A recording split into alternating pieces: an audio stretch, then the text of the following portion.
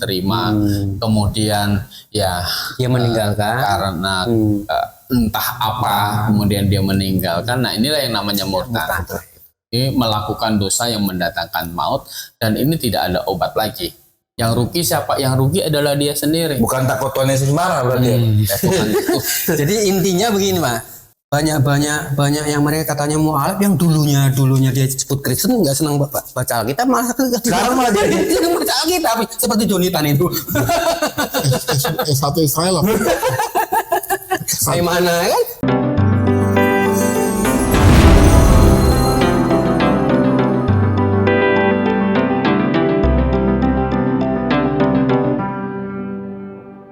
Saudara yang dikasih dalam nama Tuhan Yesus Kristus, ujilah segala sesuatu dan peganglah yang baik.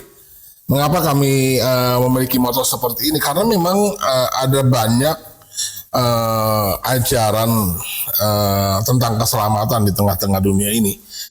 Bukan hanya orang Kristen saja. Jangankan di luar dari kekristenan, di dalam kekristenan sendiri itu udah banyak sekali kita dapati memang doktrin yang berbeda. Beraneka ragam, Mbak. Iya, bukan hanya mirip-mirip, bahkan bisa juga saling bertentangan.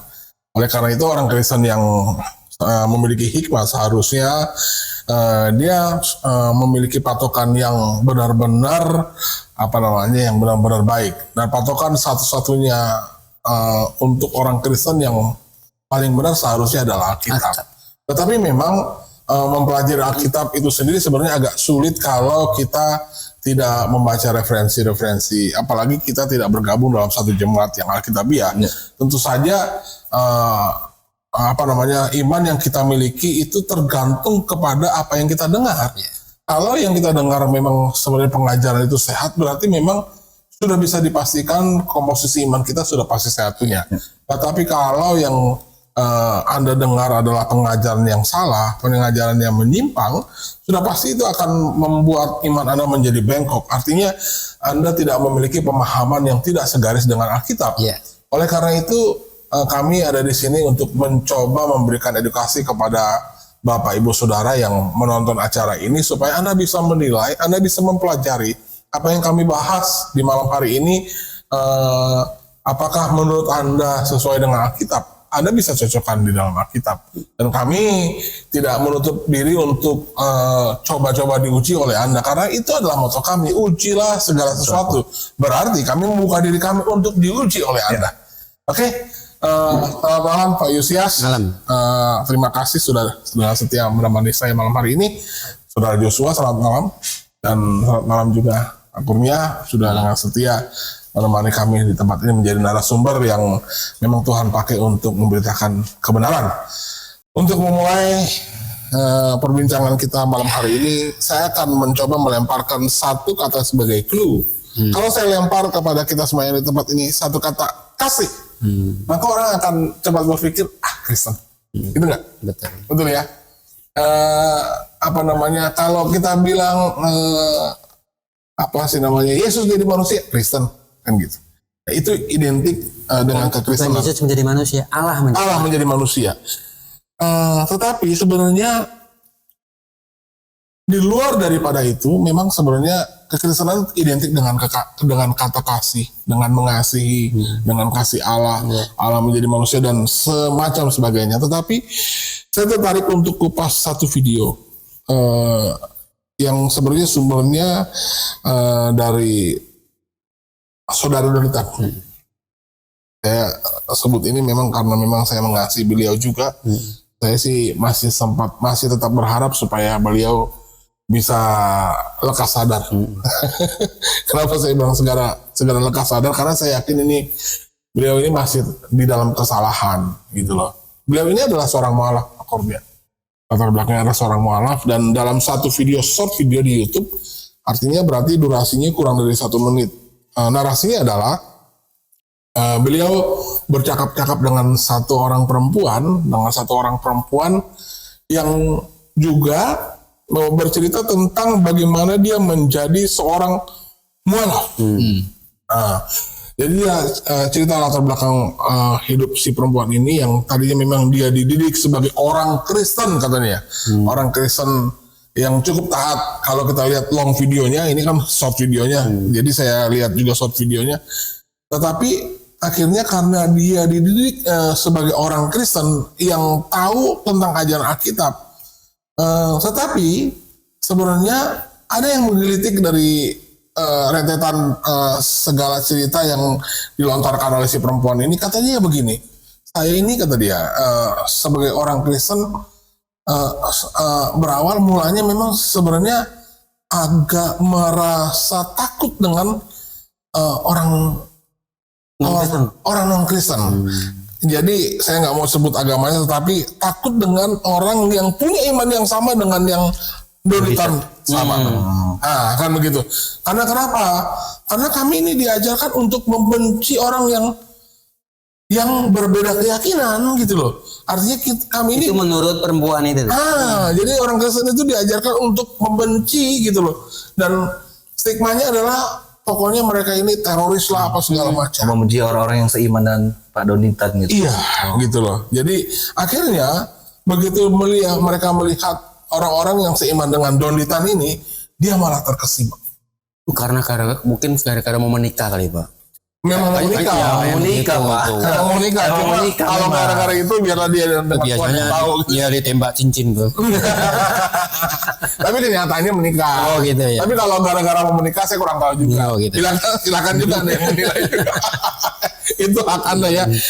Akhirnya katanya setelah dia ketemu dengan laki-laki, karena dia sudah didogmatik sedemikian rupa untuk percaya untuk membenci orang yang berbeda keyakinan dengan kekristenan, akhirnya melihat orang di luar Kristen baik, dia terpesona.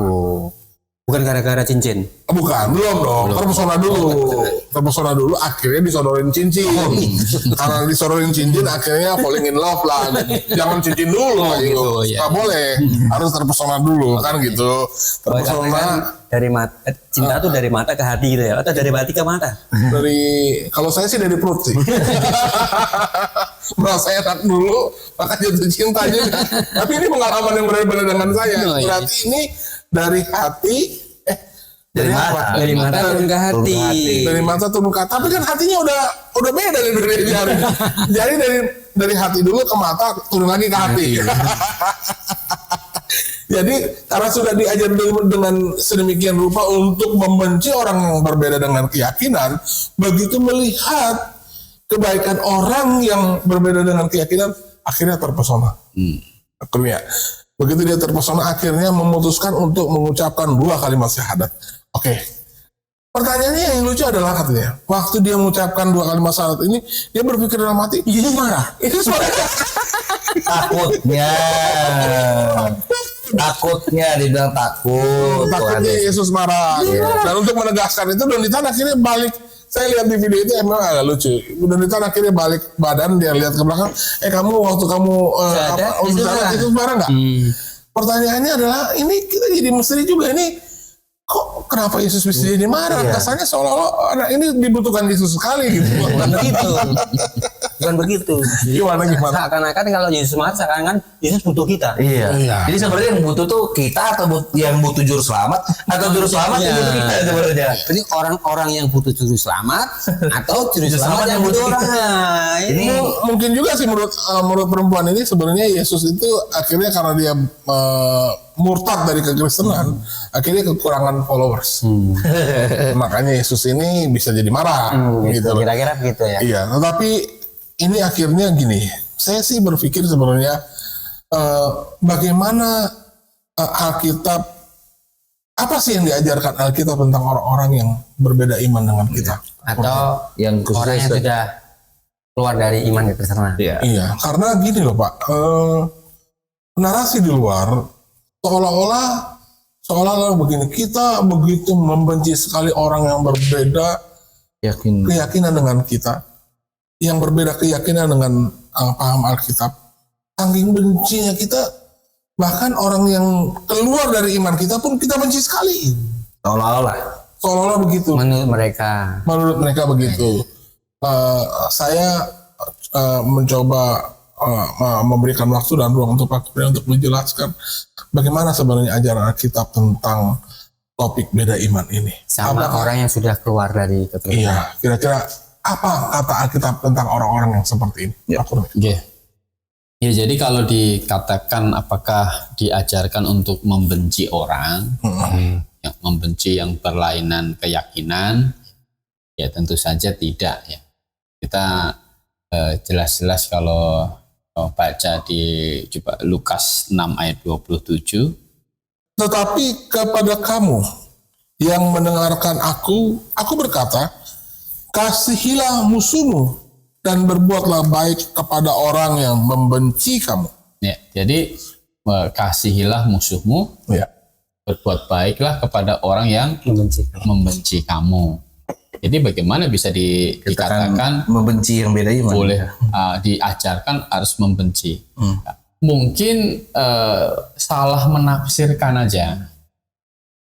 Baca ayat, kemudian mereka tafsirkan, oh kalau gitu di Kristen ini di Alkitab ini ngajarin suruh benci orang, gitu. Misalnya dia membaca di Lukas 14 itu coba. Mungkin salah nafsir di Lukas 14 ayat 26 itu. Ayat 26 demikian bunyi firman Tuhan. Jikalau seorang datang kepadaku dan ia tidak membenci bapaknya, ibunya, istrinya, anaknya, anak-anaknya, ini satu keturunan ini Pak, saudara-saudaranya laki-laki atau perempuan, bahkan nyawanya sendiri, ia tidak dapat menjadi muridku. Wah, luar biasa. Jadi ya, mungkin salah menafsirkan ini, gitu kan? Jadi barang siapa yang tidak membenci, wah jadi Tuhan Yesus suruh membenci ayahnya, ibunya, Telah mengenal Yesus. setelah mengenal Yesus. Benci dirinya sendiri lagi. Nah kalau ada tidak ada statement yang di bawah itu, bahkan nyawanya sendiri, maka itu bisa diartikan suruh benci-benci. Benar itu Pak ya. Benar. Tetapi kan ini tidak. Ini kan ada ayat yang mengatakan bahkan Membenci nyawanya sendiri. Artinya begini, maksud ayat itu adalah tidak boleh kamu mengasihi Tuhan Dengan mendua hati kali ya. begini. Ngasih Tuhan itu, kasih kepada Tuhan itu Di bawah. di bawah dari kasih kepada Orang tua. ibu, bapak, anak, istri, bahkan nyawa kamu sendiri. Berarti kalau bisa diartikan menomorsatukan Tuhan dulu. Menomorsatukan Tuhan di atas semuanya, bahkan di atas nyawa kita sendiri. Jadi kalau tuntutannya adalah kita disuruh menyangkal Tuhan Yesus atau nyawa kita, maka kita putuskan untuk hilang nyawa aja. Gitu. Kita nggak mau nyangkal Yesus Kristus. Gitu. Itulah yang lagu mengikut Yesus keputusanku itu memang betul-betul harus dihayati oleh orang Kristen. Gitu. Jadi No turning back ya Pak. ya, no turning back, gitu kan? Ya mengikut Kristus sampai kulihat Yesus. Amin. Ya. Kutak ingkar. Jadi ayat ini kalau misalnya orang tua atau siapapun ya kan yang jangan ikut Yesus, maka kita tetap ikut Yesus. Itu maksudnya ayat Itu ini. maksudnya. Bukan gara-gara ikut Yesus Jadi benci kita semua. membeli pedang untuk orang tua kita, bukan Oh, itu. tidak. Benci semua satu keluarga itu tadi Pak Riko bilang satu keturunan. Bahkan luar biasa. dinasehatkan di kasus di 1 Korintus itu kalau kamu sudah menikah suami istri, gitu kan? Pasangan kamu belum percaya Tuhan Yesus, ini sudah menikah ya. Pasangan kamu belum percaya Tuhan Yesus, tetap kamu tidak boleh ceraikan. Selama orang itu masih tetap mau hidup dengan kamu, jangan ceraikan. Jadi tidak ada perceraian. Kenapa kamu ceraikan? Beda iman. Nah, nggak bisa. Oh, maksudnya begini Pak ya. Itu maksudnya ini suami istri menikah. Sudah menikah. Sudah menikah ya kan. Ini dua-duanya belum percaya Yesus. Ya, belum. Kemudian salah satunya percaya Yesus gitu Pak ya. Percaya salah satunya percaya Yesus, Iya. maka yang percaya Tuhan Yesus ini tidak boleh menceraikan dia. Yang tidak percaya Yesus, belum percaya Yesus Ya Pak nggak boleh diceraikan, Diceraikan. kecuali yang tidak percaya Yesus itu minta cerai. minta cerai. Ya, mana bisa lagi ditahan kan gitu. Nah, jadi kita tidak bisa. Kenapa? Kata Rasul Paulus, masakah kamu tidak mau menyelamatkan dia? Kan gitu. Iya.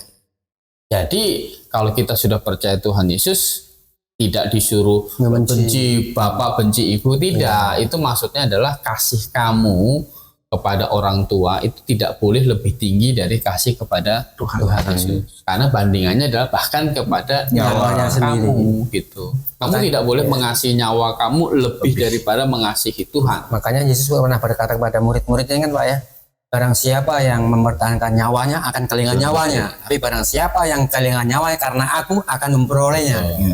Nah, itulah yang dimengerti oleh para rasul kan? Iya. Martir, itulah Makanya yang mereka martir ya Pak. yang difahami. Gitu. Mereka rela kehilangan nyawanya demi Kristus. Betul. Nah, prakteknya kan Petrus gitu. Setelah ikut Yesus, memang dia benci istrinya, benci mertuanya, kan enggak gitu. Malah dia sayang sama bangsa supaya selamat Pak. Iya, sama bangsanya malah pengen selamat semuanya. Jadi ayat itu tidak boleh ditafsirkan jadi Kristen, berarti Yesus mengajarkan harus benci-benci, karena kalimat itu ngomongnya orang siapa tidak membenci. Itu salah menafsirkan. Ya, jadi begitulah sebenarnya Alkitab mengajarkan itu.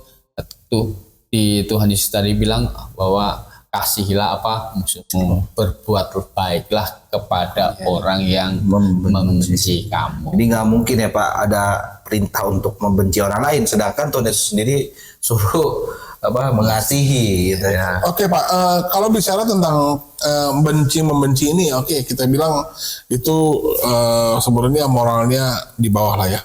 Bagaimana dengan begini? Bagaimana dengan kita kan sebagai orang Kristen, begitu kita percaya dan bertobat, kita nggak langsung masuk surga. Kan gitu. Artinya bahkan ada perintah dalam firman Tuhan, kamu diutus seperti domba di tengah-tengah kumpulan serigala itu loh. Bukannya serigala masuk di tengah-tengah kumpulan domba jadi kenyang kalau begitu. Beda lagi tuh bagaimana? Iya, ini domba diutus di tengah-tengah serigala. Apakah yang menjadi dasar patokan orang Kristen supaya dia bisa hidup di tengah-tengah orang yang berbeda iman? Apa yang menjadi dasar hidup orang Kristen sehingga dia harus bertindak seperti apa di tengah-tengah orang-orang yang tidak beriman? Seperti apa perilaku orang Kristen sesungguhnya?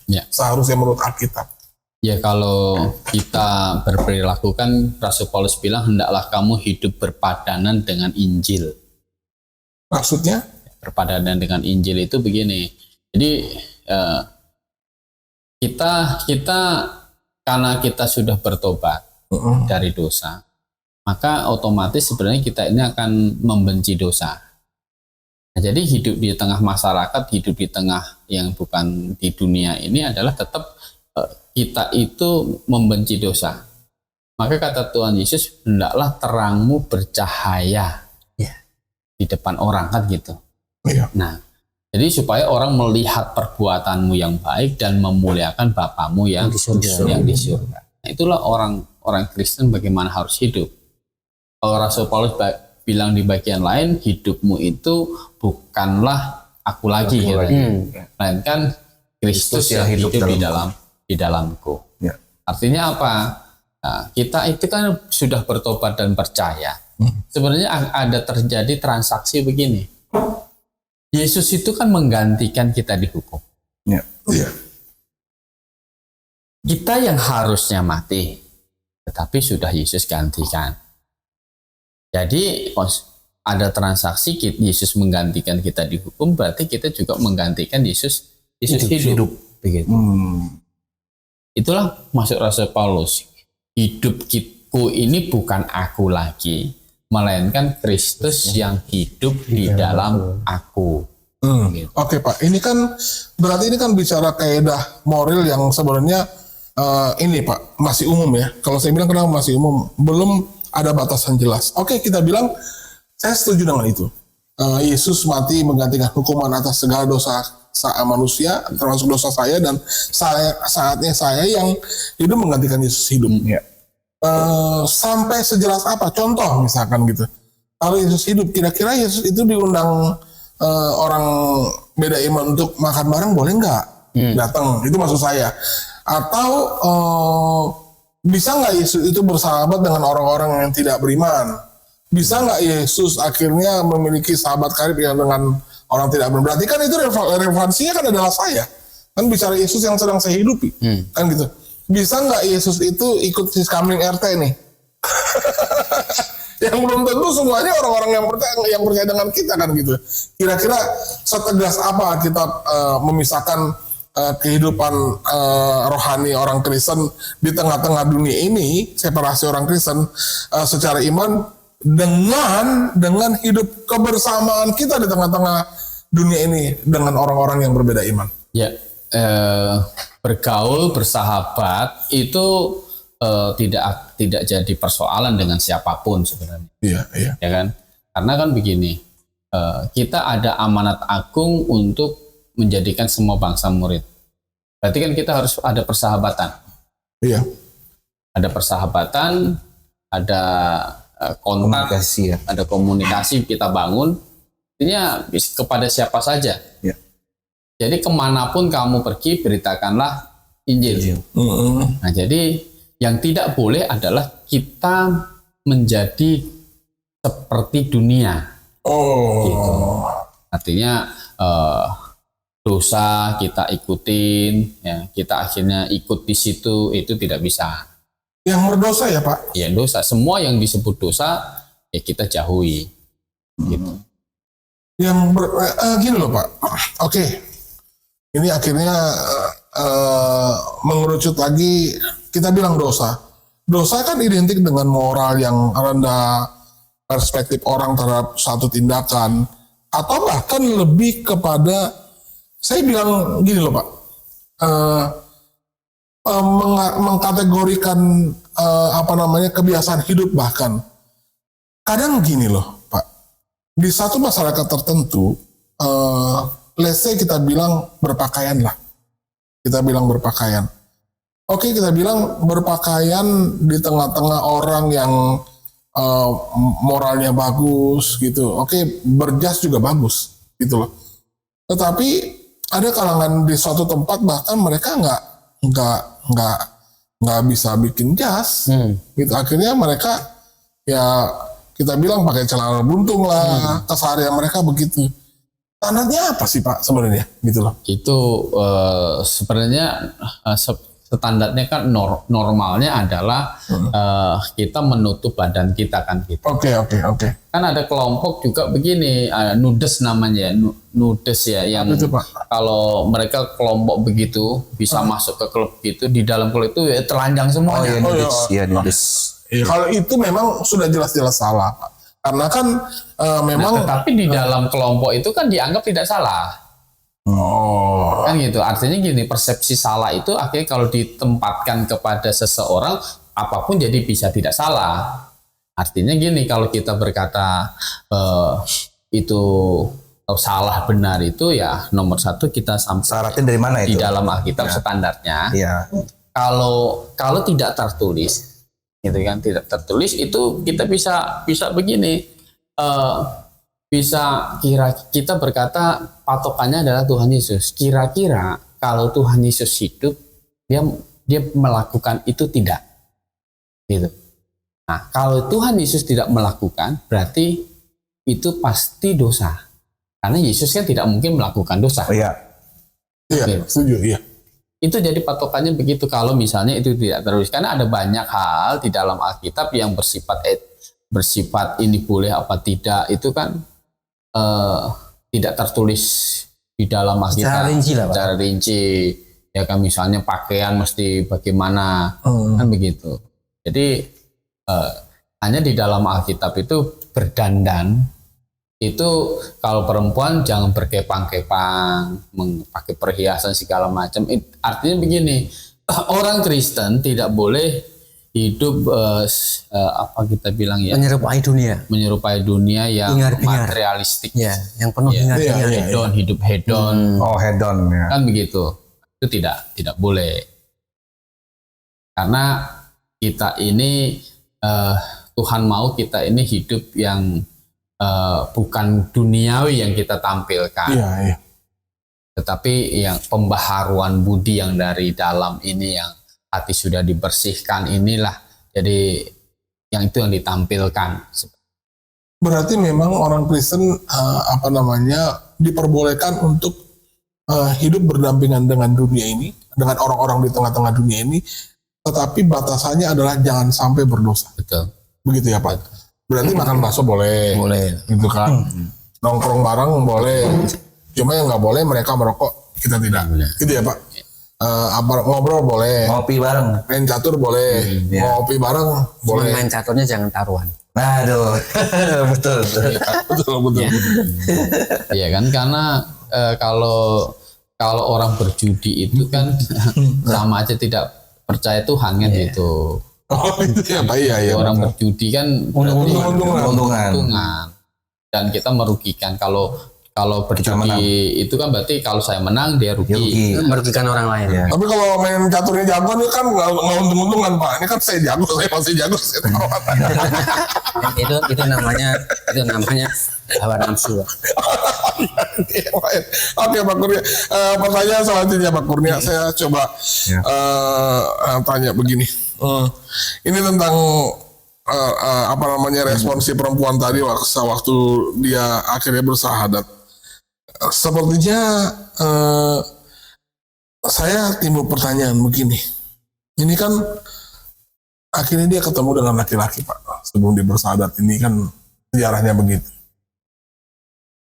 Sekarang saya berpikir, ini tentang memilih pasangan hidup. Tentang memilih pasangan hidup. Ada nggak Pak Alkitab yang menuliskan secara tegas kriteria apa yang seharusnya menjadi dasar penilaian utama bagi orang-orang Kristen untuk menentukan pasangan hidup dia? Karena kan ini penting loh Pak. Kenapa saya pikir kalau dia salah pilih, ini berarti kan bisa sampai mati. Kalau nggak dia yang mati, pasangannya yang mati. Baru selesai. Ya kalau dia salah kan berarti penderitaan terus. Nah, ada nggak Alkitab mencatat dengan jelas apa yang seharusnya menjadi dasar penilaian orang Kristen untuk menentukan pasangan hidup? Jadi satu ayat kita baca di 2 Korintus pasal 6 ayat 14 itu. 2 Korintus Pasal 6 ayat 14. Janganlah kamu merupakan pasangan yang tidak seimbang dengan orang-orang yang tak percaya. Sebab persamaan apakah terdapat antara kebenaran dan kedurhakaan? Atau bagaimanakah terang dapat bersatu dengan gelap? Ya, jadi jangan menjadi pasangan Yang Tidak seimbang. ya, pasangan yang tidak seimbang. Itu saja patokannya kan. Jadi Seimbang apanya nih Pak? dengan orang-orang yang tak percaya. Oh, bukan kalau seandainya kita orang kaya harus kaya juga, bukan? Bukan Seimbang hartanya, bukan bukan seimbang hartanya, bukan seimbang pendidikannya. di pendidikannya, tetapi itu preferensi lah, terserah dia kan Ya. gitu. Tapi ini perihal iman berarti ya Pak? Utamanya iman. Ya, kalau saya mau cari yang kaya, boleh nggak? Boleh Silakan lah. aja ya. Boleh ya Pak? Boleh lah. Ya silakan aja. Nggak dosa ya? Itu pinter-pinternya dia dah. Belum tentu yang gaya juga mau sama dia ya Pak. Saya udah nggak boleh pilih-pilih lagi. Terlambat nih Pak Kurnia ngomongnya. Jadi itu ya, pilihan dia mengenai warna kulit, mengenai suku, ras, dia mau pilih ya terserah. Tetapi yang Tuhan tekankan ini, janganlah kamu menjadi pasangan yang tidak seimbang. Artinya masalah iman. Gitu. Masalah iman harus sama. Mengapa? Gitu. Karena ada bahaya kehilangan keselamatan. Kan gitu. Kalau kita baca peringatan Tuhan Yesus Lukas 9 ayat 25. Apa gunanya seorang memperoleh seluruh dunia, tetapi ia membinasakan atau merugikan dirinya sendiri? Ya. Jadi membinasakan atau merugikan dirinya sendiri. Untuk apa dapat seisi dunia, Mbak? Bandingannya kan gitu. Iya. Gitu. Untuk apa? Kalau jadi gini, pasangan saya yang penting kaya, ini salah. Jangan itu yang di depan. Gitu. Pasangan saya yang penting ganteng, ini salah. Jangan ini yang di depan. Pasangan saya harus yang job kerjaannya ini sukses. Ini jangan yang di depan. Tapi yang di depan adalah seiman dulu. Tapi harus ganteng. Yang kedua, gitu kan. Yang kedua begitu. Oh gitu ya Pak. Yang keduanya kamu taruh apa boleh. Boleh, yang boleh. kaya, yang pekerjaannya udah Hasil. mapan, Paket lengkap lah ya Pak. paket rumahnya punya, mobilnya ada, itu terserah. Iya, iya, iya. Tapi ini jangan yang di depan. Kalau kamu ini yang di depan, semua yang di depan, kamu katanya apa? Merugikan Dan diri sendiri. Harus itu yang prioritas ya Pak. Untuk apa akhirnya kehilangan nyawa kan? Gitu. Kalau orang dapat pasangan kaya tetapi tidak seiman dan akhirnya nanti dia memaksa kita untuk pindah iman, meninggalkan Yesus. kan gitu kan? Padahal keselamatan hanya di dalam Yesus Kristus. Amin. Jadi kalau tadi di depan tadi kalau dia perempuan tadi bersahadat, kira-kira Tuhan Yesus marah. Tuhan Yesus marah apa tidak kan? Gitu. Seakan-akan Yesus butuh mereka. Jadi salah, ini konsepnya salah. Seakan-akan sangat perlulah Tuhan Yesus dengan perempuan itu. Harusnya terbalik ya Pak. Harusnya terbalik. Gitu. Perempuan kita ini kan orang berdosa Yang harusnya dihukum. yang harusnya dihukum. Menyelesaikannya pakai apa? Menyelesaikannya bukan dengan usaha kita. Usaha kita kan nggak bisa menyelesaikan dosa. Ya. Gitu. Makanya di dalam Alkitab itu ada begini dikatakan ada dosa yang mendatangkan maut dan ada dosa yang tidak mendatangkan maut. Coba dibaca 1 Yohanes 5 ayat 16 dan 17. Kalau ada seorang melihat saudaranya berbuat dosa, yaitu dosa yang tidak mendatangkan maut, Ya, dosa yang tidak mendatangkan maut. Ya. hendaklah ia berdoa kepada Allah, dan Dia akan memberikan hidup kepadanya, yaitu mereka yang berbuat dosa yang tidak mendatangkan maut. Ada dosa yang mendatangkan maut. Tentang itu tidak kukatakan bahwa ia harus berdoa. Semua kejahatan adalah dosa, tetapi ada dosa yang tidak mendatangkan maut. Jadi ada dosa yang tidak mendatangkan maut, ada dosa yang mendatangkan maut. Ini jadi bikin puyeng nih Pak baca Alkitab ini. Gini. Kalau nggak nangkep. Iya karena Kalau nggak ada yang ngajar. karena kan tadi kan kita bilang semua dosa ada lupanya maut. Ya. Tapi ini ada dosa yang tidak mendatangkan maut. Jadi ada dualisme pandangan. Jadi gimana Pak? Begini. Jadi di Roma dikatakan upah dosa adalah maut ya. Dan di sini ada dosa yang tidak mendatangkan maut. Seakan-akan kontradiksi gitu. Pak. Iya. Nanti kalau ada dosa yang tidak mendatangkan maut, ya udah kita buat dosa yang tidak mendatangkan maut aja. Terus gimana Pak? Begini, ada dosa yang tidak mendatangkan maut, itu bukan berarti Kita boleh berbuat dosa. atau bertentangan dengan Roma pasal 3 itu. Roma pasal 6 ayat 23. Tidak. Roma 6 ayat 23, upah dosa adalah maut. Itu adalah berlaku untuk semua manusia yang belum percaya kepada Tuhan Yesus. Karena Roma 6 ayat 23 itu upah dosa adalah maut. Tetapi Kasih kami. kasih karunia Allah ialah hidup yang kekal di dalam Yesus Kristus. Jadi upah dosa adalah maut, itu berlaku untuk yang belum di dalam Yesus Kristus. Ya. Nah, jadi 1 Yohanes 5 ayat 16 nih, dosa yang tidak mendatangkan maut ini adalah dosa dilakukan ini jatuh ke dalam dosa yang dilakukan setelah bertobat dan percaya kepada Yesus Kristus. Jadi tidak mendatangkan maut lagi. Kenapa? Karena ketika seseorang bertobat dan percaya kepada Yesus Kristus, maka penebusan yang diberikan oleh Tuhan Yesus itu adalah dosa yang dulu, sekarang, sampai dosa yang akan datang. Artinya apa? Hukuman atas dosa yang dulu sudah diselesaikan di atas kayu salib. Hukuman dosa atas dosa yang kita sudah lakukan sekarang sudah diselesaikan Yesus di atas kayu salib. Hukuman atas dosa kita yang akan datang itu pun sudah diselesaikan oleh Yesus di atas kayu salib. Maka jatuh ke dalam dosa, perbuatan dosa itu tidak mendatangkan maut. Lantas dosa apa nih yang akhirnya mendatangkan maut setelah dia percaya Pak? Nah, berarti kan ini bukan dosa jatuh ke dalam dosa perbuatan. Bukan dosa moral. Ya, bukan dosa jatuh ke dalam dosa begitu. Ya kan? Tetapi ini dosa yang mendatangkan maut ini adalah ini yang kalau di dalam Alkitab itu sebutnya dosa murtad itu. Kalau begitu di dalam Kristen juga ada pengajaran istilah murtad ada Pak ya? Ada. Gitu. Dan ini adalah dosa yang fatal. Nah, ini yang dikatakan justru dosa yang mendatangkan maut. Ya, dosa yang mendatangkan maut ini adalah dosa yang fatal. Jadi orang murtad itu membuat satu pilihan sendiri kan, merugikan diri sendiri sebenarnya. Balik lagi ke Lukas tadi ya Pak. Jadi untuk apa sebenarnya kamu tinggalkan Tuhan Yesus gitu kan? Demi cincin, Demi apa Pak? Jangankan demi jabatan, demi apapun itu tidak layak gitu kan. Untuk apa gitu kan? Mengingat kan ngerinya neraka itu kan. Ya. Malaikat saja itu sebenarnya kan waktu ketemu dengan Tuhan Yesus di Gerasa itu legion itu kan ketakutan.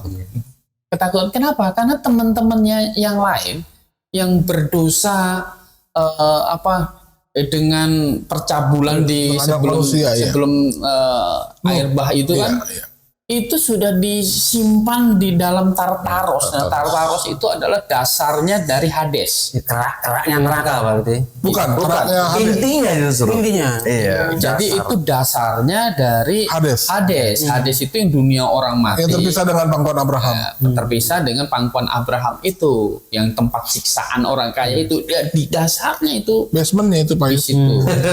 Intinya. Nah, diikat di situ. Nah, malaikat yang jatuh iblis ini Yang legion ini. ya, tahu temennya itu sudah ada di situ, maka dia ngeri. Waktu Tuhan Yesus datang, Tuhan Yesus kan begini, bisa punya kuasa melemparkan dia ke dalam tempat itu kan begitu.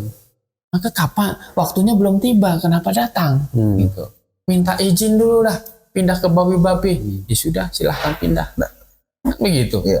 Jadi ngeri tempat itu. Apalagi tempat Lautan api ya Pak. lautan api yang nanti ada setelah langit dan bumi ini tidak ada, manusia dibangkitkan, diadili dan dilemparkan ke dalam lautan api karena tidak ada namanya di dalam kitab kehidupan. Mengapa tidak ada? Karena dia tidak beriman di dalam Tuhan Yesus. Gitu. Makanya Pak di sini dikatakan tadi untuk dosa yang mendatangkan maut nggak perlu didoain ya Pak. Nggak perlu, nggak bisa. Tapi dosa yang tidak mendatangkan maut bisa. Ya, kamu ngaku dosa. Supaya dia bertobat benar-benar sungguh menyesali perbuatan gitu ya Pak. Mengapa? Karena orang lahir baru, ya kan, dosanya tidak kamu akui kepada Tuhan, kamu nanti didisiplin Tuhan seperti Daud kan didisiplin. Oh, jangan sampai Tuhan hukum. Nah, ini Pak, Sampai kamu disiplin. ini bisa diartikan begini nggak Pak? Ini kan ada dosa yang tidak mendatangkan maut. Berarti bisa dipahami kalau begitu orang kan enak dong bisa berbuat dosa. Ya, dipahami bisa. seperti ini, dipelesetkan seperti ini. Ya. Nah, ini ada dosa yang tidak mendatangkan maut. Itu enak dong. Iya, dosa Itu perbuatan orang itu berarti Integralnya bisa sampai ke situ Iya ya. kan pasti dipaksakan begitu akan dipelesetkan seperti itu kalau enak dong kalau gitu orang Selama nggak murtad. Nah, setelah apalagi murtad nah, itu. udah diperjelas tadi ya dosa perbuatan itu Iya. yang tidak mendatangkan Nah, maut ya. Gimana? Ya, coba tanya kepada Daud ketika dia sudah berdosa dengan Batseba. Kira-kira enak nggak Aduh. setelah dia dihukum Tuhan begitu? Ya kan? Gimana? Iya. Anaknya mati, kerajaannya terpecah belah. Kerajaan terpecah. Terus anak ininya bunuh-bunuhan ya Pak. Kira-kira kalau itu mau diulang, Daud akan lakukan itu tidak? Bebas-bebasnya ya Pak. Tidak. Oke. Memang tidak akan mendatangkan maut di dalam neraka karena Tuhan Yesus sudah selesaikan hukumannya di atas kayu salib. Gitu. Karena semua dosa. Iya. Tetapi Itu konsekuensi ya. ada konsekuensi kalau namanya anak Allah. Kita kan anak Allah, anak-anak Allah kan gitu. Kita akan didisiplin di dalam dunia ini. Gitu. Katanya Daud kan didisiplin. Bagaimana? Apakah enak? Apakah mau ngulang lagi? Iya. Tidak. Sampai dikejar-kejar sama anaknya sendiri mau dibunuh Pak ya. Betul. Gitu. Berarti itu konsekuensi logis dari orang yang melakukan dosa pasti tetap akan ada hukumannya ya. Di bumi ini, Iya. di bumi ini dia akan didisiplin Tuhan. Pasti. Kalau dia sudah lahir baru, sudah diselamatkan, ngaku benar-benar bertobat. Kalau dia tidak melakukan dosa di bumi ini, tetapi tidak didisiplin, memang dia belum lahir baru.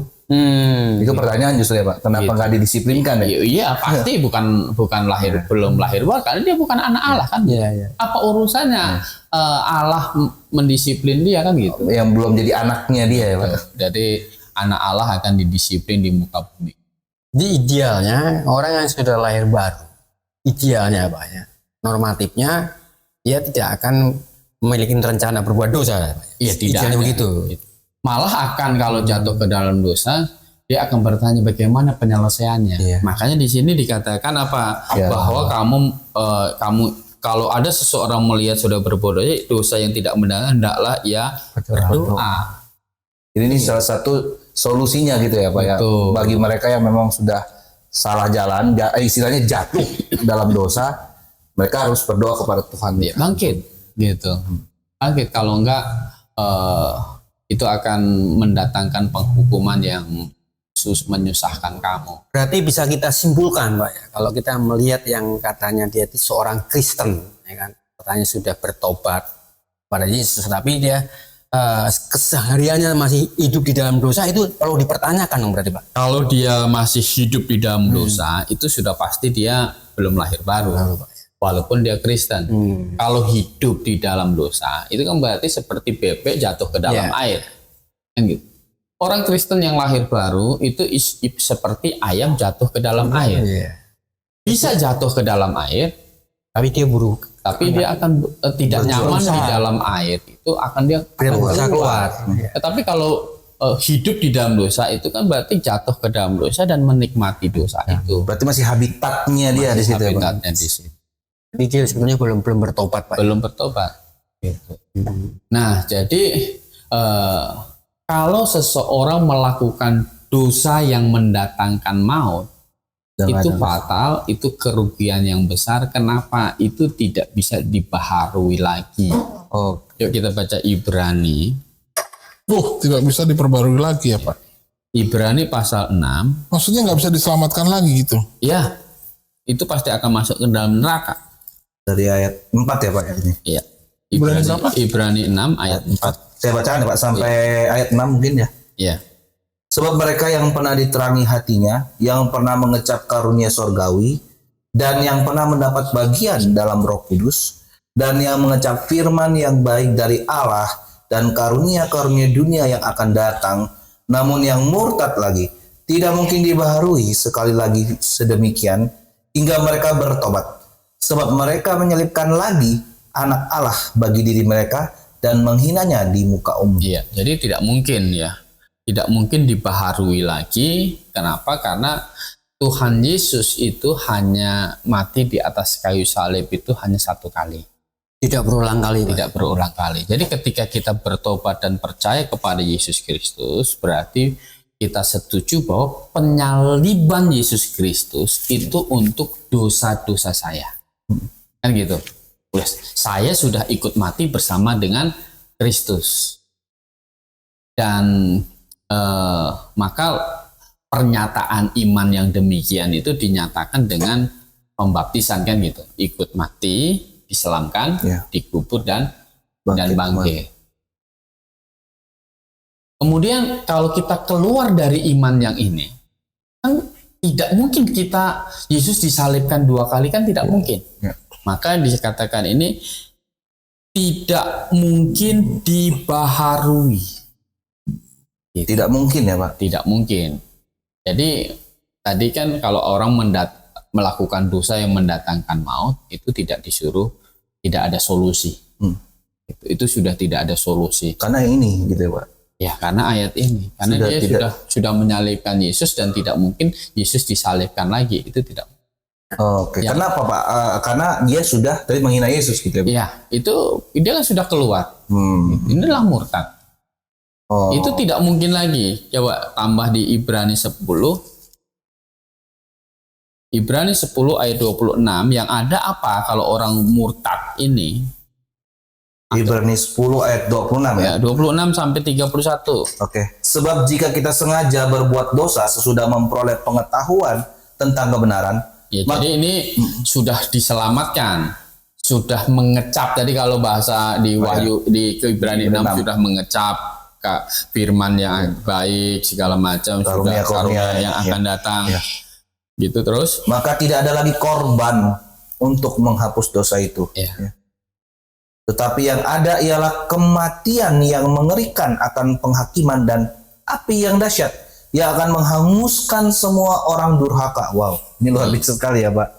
Jika ada orang yang menolak hukum Musa, ia dihukum mati tanpa belas kasihan atas keterangan 2 atau 3 orang saksi.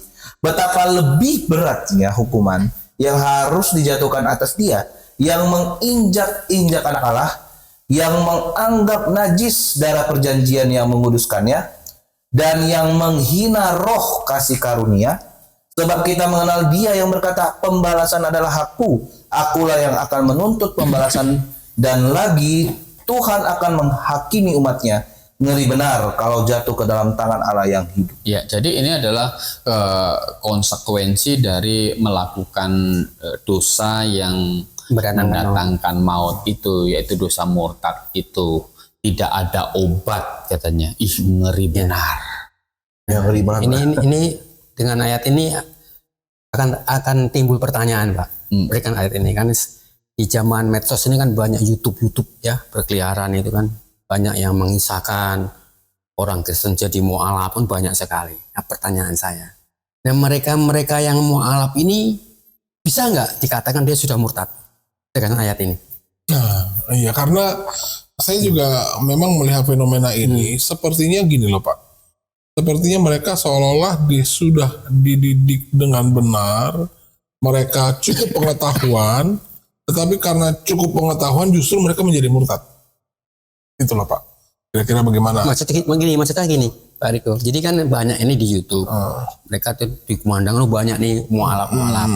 Boleh nggak kita hakimi bahwa mu'alaf yang ada yang bertebaran di YouTube ini sesuai dengan ayat ini dia sudah murtad? Ya. Oh iya. Ya kalau kita kan tidak tahu satu persatu mereka. Secara pribadi ya Pak. Artinya gini, ketika dia di dalam kekristenan, apakah dulu dia sudah sungguh-sungguh bertobat dan percaya, punya iman yang benar, gitu. Sudah yang baru lah gitu ya Pak. Baru begitu. Nah sebenarnya kalau dia itu mempertanyakan ketuhanan Yesus Kristus gitu kan, harusnya waktu dia jadi Kristen itu sudah selesai. Harusnya idealnya Pak. Kan gitu. Kalau benar-benar dia Kita mencoba mendeteksi gitu ya Pak. Ya, kalau dia sudah, orang jadi Kristen itu kenapa? Ya. Nah, itu Karena kan jadi Kristen karena memang percaya Yesus itu Tuhan. Maka jadi Kristen. Ya. biasanya ada yang karena orang tuanya biasanya. Oh, kalau dia ikut, berarti kalau dia ikut-ikutan, berarti kan dia pasti belum lahir baru. Nah, itu Pak Yusias gimana tuh Pak Yusias? Kalau begitu berarti tidak semua orang Kristen adalah orang lahir baru. Iyalah. Tetapi semua orang yang lahir baru pasti Kristen. Betul.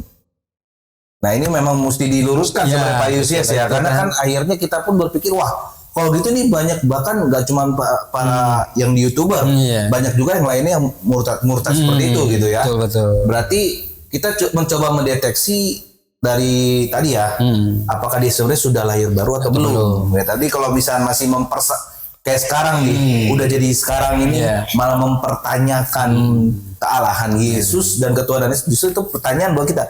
Jangan-jangan dulu memang belum percaya benar. Iya. Makanya kita tidak bisa menjustis atau menghakimi dia sudah murtad. Iya. Tetapi kalau dia memang betul-betul sudah dilahir baru, sudah mengerti jadi Kristen adalah keputusan dia sendiri. Dia tahu betul-betul tentang keselamatan dengan jelas, dia sudah terima. Kemudian dia meninggalkan karena entah apa, kemudian dia meninggalkan. Nah, inilah yang namanya murtad. Ini melakukan dosa yang mendatangkan maut, dan ini tidak ada obat lagi. Yang rugi siapa? Yang rugi adalah dia sendiri. Bukan takut Tuhan Yesus marah berarti.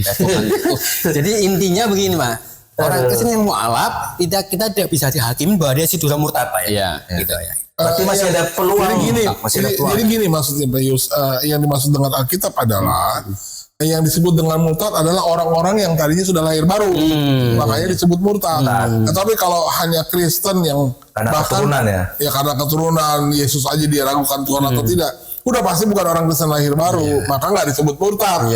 Emang bukan murtad, ya emang belum percaya, tapi sudah dapat label orang Kristen. Berarti masih ada peluang dong Pak sebenarnya kalau mereka itu. Masih ada peluang, cuma makin susah.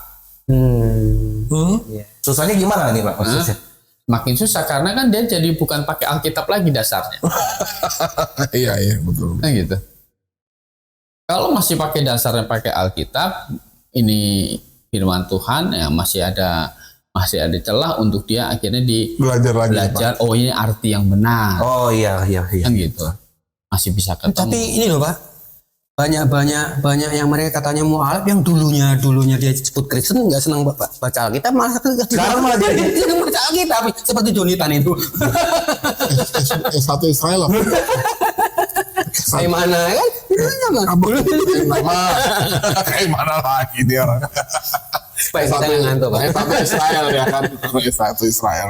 Lalu begitu masuk dicek namanya nggak ada keluar dari situ. Jadi intinya ini mereka yang mualaf ini kita tidak bisa menghakimin bahwa dia sudah murtad gitu. Ya. Intinya begitu Pak ya. Iya. Jadi ya siapa tahu ya. Ya siapa tahu lah ya. Kita juga berharap mungkin memang mereka belum ya kita Pak. bisa sadarkan mereka kembali Pak ya.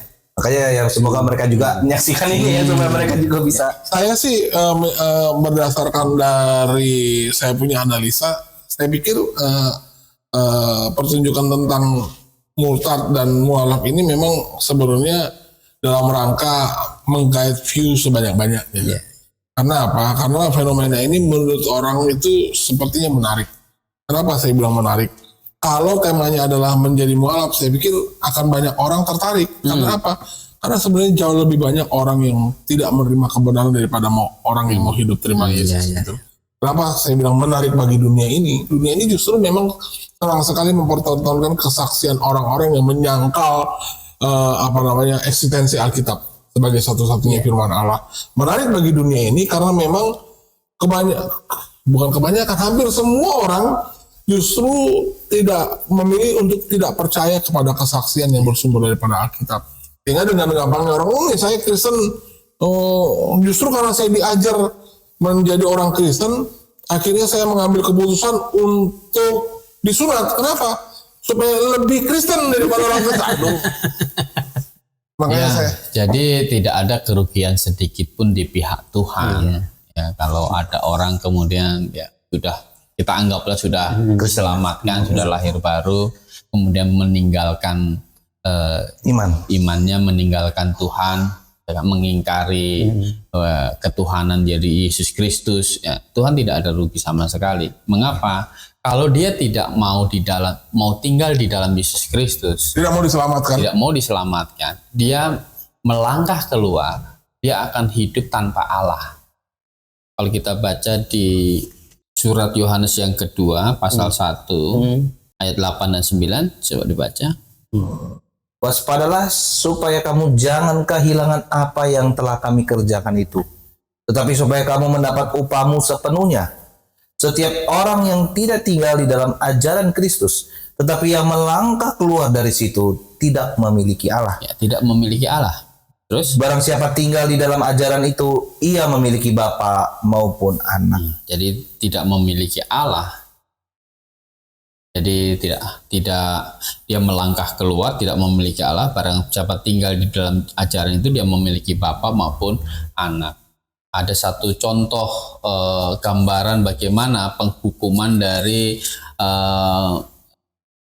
antikristus ya, dan orang-orang yang memakai tanda dari antikristus itu. Coba buka Wahyu pasal 14 ayat 9 sampai ayat 12. Dan seorang malaikat lain, malaikat ketiga, menyusul mereka dan berkata dengan suara nyaring, jikalau seorang menyembah binatang dan patungnya itu dan menerima tanda pada dahinya atau pada tangannya. Oke, jadi ini orang yang tidak menyembah Yesus Kristus, gitu. Iya.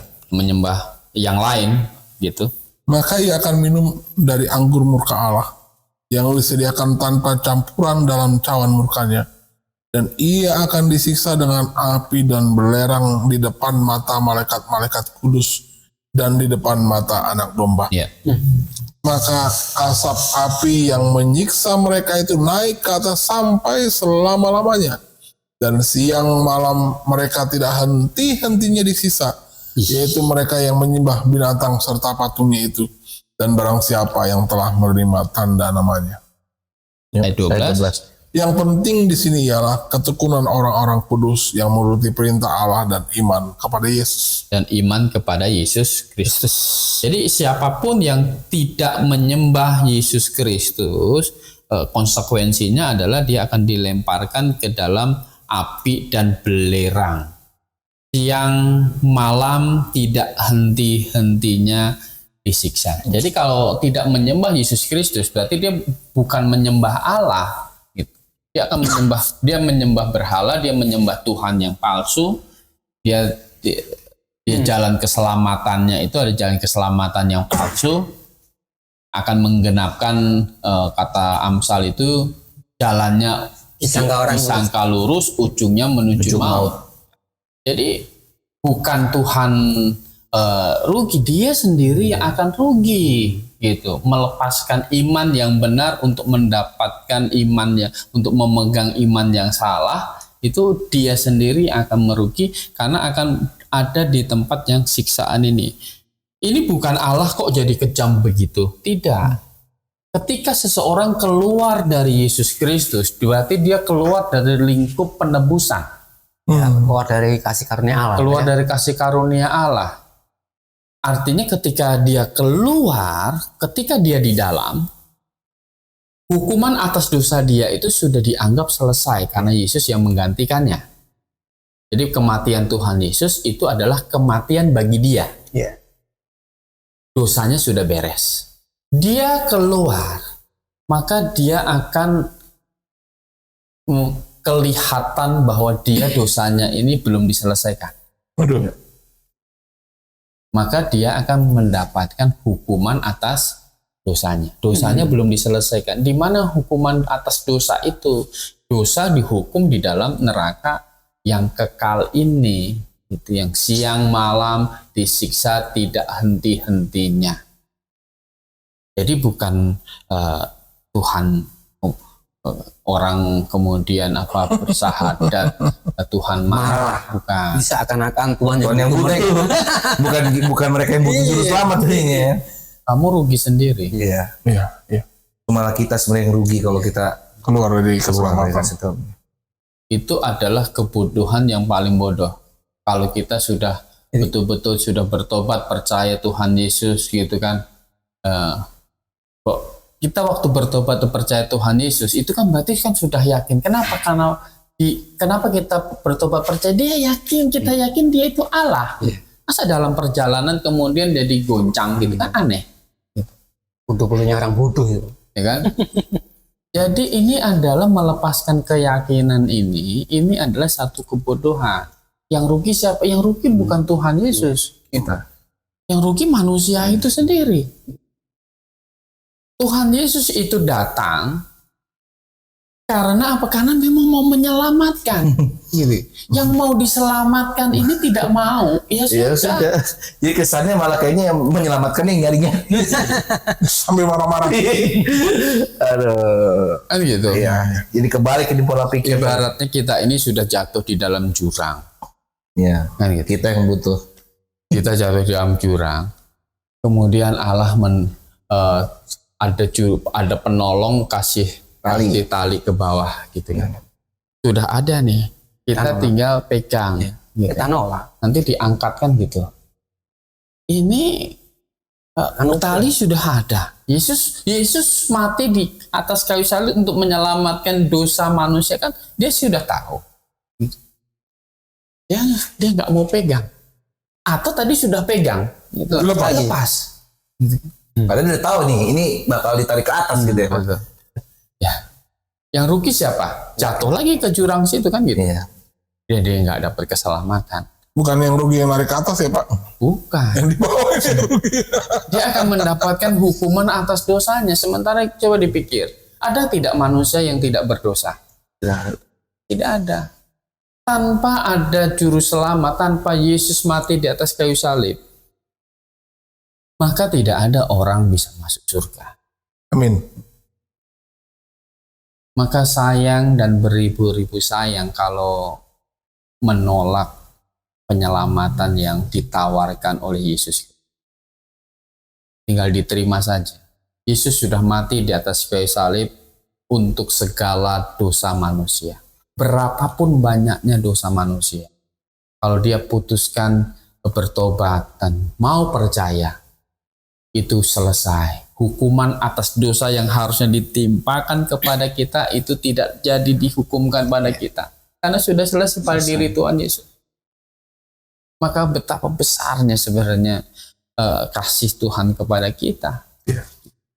Mengingat kita ini harusnya binasa, tetapi kita diselamatkan. Amin.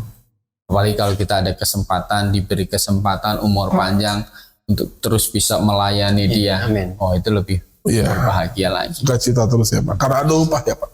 Tuh. Kalau kesusahan badani, jasmani segala macam itu tidak akan Tidak sebanding dengan yang kita terima. tidak akan menghilangkan sukacita kita. Kenapa? Bayangkan kalau kita tidak mengenal, tidak percaya Yesus Kristus, kita akan binasa. Dosa-dosa kita harus diselesaikan dan Yesus sudah selesai. Amin. Jadi Pak, apakah bisa saya katakan analoginya ibaratnya orang yang sudah percaya itu seperti seseorang yang sudah mempunyai mutiara, Iya. tetapi dia jual jadi gantinya dengan cincin yang batu akik. Ya, bisa dikatakan begitu ya Pak? Iya, kan namanya bodoh kan? Iya, karena kan ya ini suatu hal yang memang sebenarnya tadi dikatakan kita sudah tahu kebenaran, tapi kita gantikan Sama demi juga, sesuatu iya, hal yang sama juga. Tetapi bisa terjadi. Kenapa? Karena setelah kita diselamatkan, orang diselamatkan itu kan masih punya kehendak bebas. Iya. Cuma kalau lepaskan keselamatan, lepaskan Yesus Kristus demi sesuatu yang lain lagi gitu. Demi apapun sebenarnya Beli Pak. apapun itu rugi. Yesus kan bilang, apa gunanya mendapat isi dunia ini, tapi kehilangan. tapi kehilangan nyawanya? Apa yang bisa buat ganti nyawanya? Apa yang bisa sebanding dengan ganti nyawa? Itu kan nggak ada. Enggak. Iya, enggak ada. Siang malam tidak henti-hentinya disiksa dengan api dan Wah, Ngeri Mas. mengerikan sekali makanya. Jadi jangan sampai kita ya tadi Pak menukarkan mutiara dengan batu akik. Waduh, Iya. ya sungguh Oke. mengerikan. Baik, demikian saudara bisa menjelaskan, mendengarkan penjelasan dari Pak Kurnia tentang fenomena yang barusan kami kupas. Sebenarnya saudara kalau Anda berpikir menggunakan hikmat sedikit saja, orang-orang Kristen yang lahir baru dengan orang-orang Kristen yang tidak atau belum lahir baru sebenarnya bisa dengan mudah dibedakan. Iya. Mereka akan tidak betah dengan hidup dalam keadaan yang tidak sesuai dengan firman Tuhan. Mereka tidak akan betah hidup di dalam dosa. Maka tidak mungkin orang Kristen itu diajar untuk membenci orang lain. Maka tidak mungkin orang Kristen itu diajar untuk hidup sepertinya bermusuhan dengan orang-orang di tengah dunia ini. Tetapi ingat, orang Kristen yang lahir baru, tentu dia tidak akan hidup sama seperti dunia ini. Bagaimana seperti Yesus hidup di tengah-tengah dunia ini, seperti itulah orang Kristen harus hidup, berpadanan dengan iman yang benar. Sehingga orang-orang Kristen yang lahir baru akan mudah dibaca kesaksian hidupnya bagi dunia ini. Anda tidak akan sulit untuk membedakan mana orang Kristen yang lahir baru dan orang Kristen yang pura-pura lahir baru. Demikian ya Pak Yus ya. Jadi memang yang kami ingin coba angkat adalah keselamatan memang tentu saja ditawarkan untuk semua orang. Ya. Kami tidak mungkin memaksa Anda untuk harus pilih supaya diselamatkan. Tetapi baiklah Anda untuk menimbang diri sendiri. Apakah keselamatan itu penting bagi Anda? Ya. Apakah itu menjadi prioritas bagi Anda? Kami diajarkan untuk setelah kita terima Yesus, bahkan diajar untuk membenci diri sendiri. Kalau tandingannya adalah Yesus. Gitu ya Pak. Bukan kami diajar untuk membenci ayah, ibu, saudara, anak laki-laki, bahkan membenci nyawa sendiri setelah terima Yesus. Tidak, bukan. Tetapi kalau perpadanannya adalah Yesus, maka segala sesuatunya menjadi tidak berarti. Berarti keselamatan itu di atas segala-galanya. Amin. Demikianlah Jadi kalau mau mengartikan Alkitab, jangan coba mengartikan sendiri, dipotong-potong ayat, diterjemahkan menurut kehendak saudara sehingga Anda puas dengan arti yang piciknya akal Anda. Iya.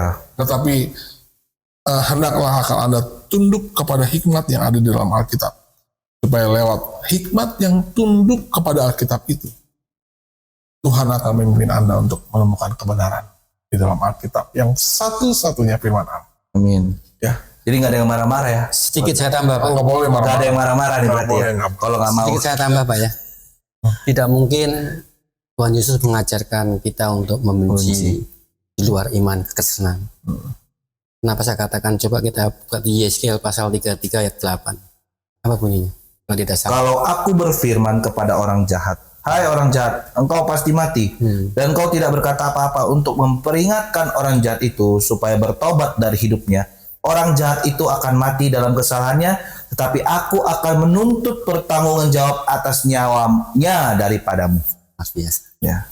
Iya. Kita suruh mengingatkan orang jahat. Karena Supaya kasih. jahat. Ya. Kita aja disuruh ingetin orang jahat, masa kita suruh membenci? Iya. Ya. Mantap. Saudara, kalau Anda merasa diberkati lewat program ini, Anda bisa subscribe, Anda bisa share video ini supaya Anda bisa berharap orang-orang yang Anda kasih mendapatkan berkat yang sama dengan Anda yang sudah rasakan hari ini. Kalau Anda mau mendukung kami, Anda bisa subscribe supaya nanti kalau kami upload video baru ada notifikasi yang timbul di handphone Anda atau di akun Google Anda. Baik, kalau Anda mau bertanya mungkin Anda bisa ketik di bawah kolom komentar supaya kami bisa menanggapi. Terima kasih Pak Yesias, terima kasih Saudara Joshua, terima kasih Pak Gembala Kurnia. Dan akhirnya salam Maranatha.